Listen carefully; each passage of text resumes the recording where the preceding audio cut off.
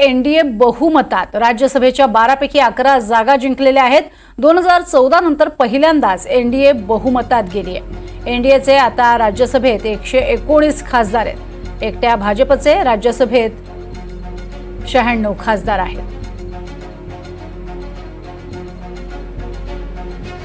तर एनडीएचं राज्यसभेतलं बहुमत कशा पद्धतीचं आहे तेही पाहूयात ग्राफिक्सच्या माध्यमातून। 2014 नंतर राज्यसभेत एनडीएचं पहिल्यांदाच बहुमत। राज्यसभेच्या पोटनिवडणुकीत 12 पैकी 11 जागा एनडीएने जिंकल्या। 9 जागांवर भाजपचा विजय तर 2 जागा एनडीए घटक पक्षांच्या आहेत। तर राज्यसभेची एकूण सदस्य संख्या ही सध्या 237 आहे।